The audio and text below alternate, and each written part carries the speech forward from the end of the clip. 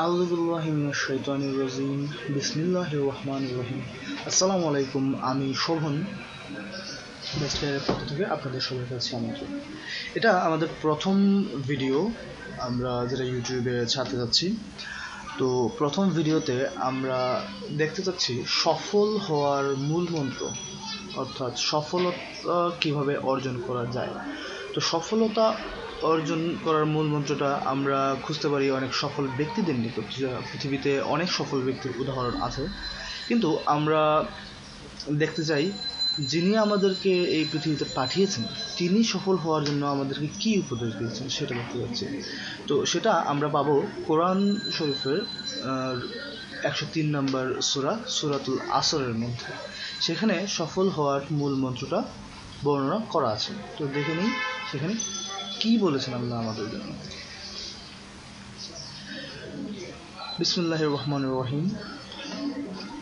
প্রথম আয়াতটি হচ্ছে ওয়াল আসর, অর্থাৎ সময়ের শপথ, অর্থাৎ সময়ের কসম নেওয়া হচ্ছে।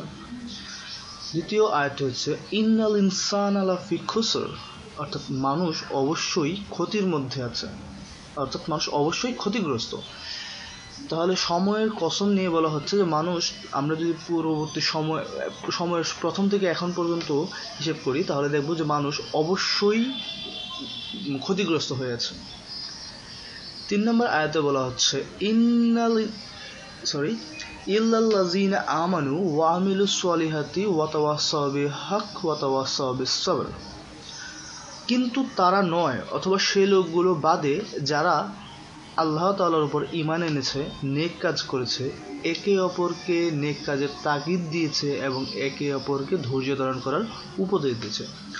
অর্থাৎ 1 নম্বর যারা ঈমান বা বিশ্বাস করে, 2 নম্বর যারা নেক কাজ অর্থাৎ ভালো কাজ করে, 3 নম্বর যারা একে অপরকে ভালো কাজের জন্য উৎসাহ প্রদান করে, এবং 4 নম্বর যারা ধৈর্য ধারণ করে।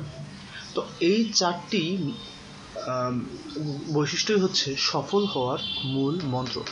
এই 4টির যে কোনো একটি বাদ দিলেও আমরা সফলতা পাবো না। কারণ আমরা যদি বিভিন্ন সফল ব্যক্তির সফলতার এইগুলা দেখি যে কিভাবে ওনারা সফল হয়েছেন, সবাই প্রথমত বিশ্বাস করেছেন যে তারা সফল হবেন। দ্বিতীয়ত তারা তাদের সফলতার জন্য অনেক চেষ্টা করেছেন, অনেক কাজ করেছেন, যেটা এখানে নেক কাজের সাথে সমতুল্য। তৃতীয়ত ওনারা অন্যান্যদেরও উৎসাহ দিয়েছেন ভালো কাজ করার জন্য। এবং চতুর্থত তারা অনেক ধৈর্য ধারণ করেছেন। আমরা যদি বিভিন্ন সফল ব্যক্তির এই ইতিহাস ঘাঁটি তাহলে দেখতে পাবো তাদের জীবনে ধৈর্য অনেক বড় একটা হাতিয়ার ছিল। যেমন আব্রাহাম লিঙ্কন, সারা জীবন উনি অনেকগুলো জিনিসের মধ্যে অসফল হয়েছেন, কিন্তু ধৈর্য ধারণ করার কারণে শেষ পর্যন্ত তিনি সফলতা পেয়েছেন। টমাস আলভা এডিসন একটি বৈদ্যুতিক বাল্ব তৈরি করার জন্য প্রায় 15,000 বার চেষ্টা করেছেন। তো উনার ধৈর্যের ফলাফল আজকের জীবনে আমাদের সারা পৃথিবী আলোকিত হয়েছে। তো সফল হওয়ার জন্য এই 4টা অবশ্যই দরকার। এমনকি বিফল হওয়ার ক্ষেত্রেও এইটাই মূল মন্ত্র। যে লোকগুলো বিফল হয় তারা এই 4টা জিনিসের মধ্যেই সমস্যা করে। যেমন অনেক ব্যক্তি আছে প্রথমেই বিশ্বাস করে যে তার দ্বারা কাজটা হবে না, তাই প্রথমেই সে বিফলতার দিকেই অগ্রসর হয়। দ্বিতীয়ত যেহেতু সে জানে যে তার দ্বারা কাজটা হবে না, অথবা অনেকে আছে যে কাজটা হবে জানে কিন্তু সেটার জন্য সঠিকভাবে প্রস্তুতি নেয় না। তো যারা প্রস্তুতি নেয় না অথবা এটার জন্য চেষ্টা করে না, তাদের সফলতা পাওয়াটাও কঠিন। তৃতীয়ত তারা চেষ্টা করে যে যেটা সে জানে সে নিজের মধ্যে রাখার জন্য, অন্যকে সেটা না জানানোর জন্য। কারণ অন্য কেউ যদি জেনে ফেলে তাহলে অন্য কেউ তার থেকে বেশি বেটার হয়ে যেতে পারে। এটা হচ্ছে এক প্রকার অহংকার না, যাই হোক, এই গুণটার কারণে অনেকেই পিছিয়ে পড়ে। আর চতুর্থত ধৈর্য না থাকলে অবশ্যই সফলতা পাওয়া যাবে না। যেমন টমাস আলভা এডিসন যদি 10,000 বার ট্রাই করার পরেও যদি ধৈর্য হারিয়ে ফেলতেন তাহলেও কিন্তু আমরা বৈদ্যুতিক আলো পেতাম না।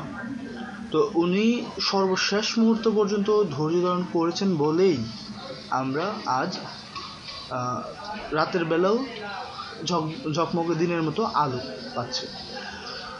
তো সফল হওয়ার জন্য এটাই হচ্ছে মূল মন্ত্র। আশা করি আপনাদের ভিডিওটা ভালো লাগবে। ভালো লাগলে আমাদের সাথে থাকতে পারেন। পরবর্তীতে আমরা আরও অনেক ধরনের ভিডিও নিয়ে আসবো আপনাদের জন্য। ধন্যবাদ সবাইকে। আসসালামু আলাইকুম।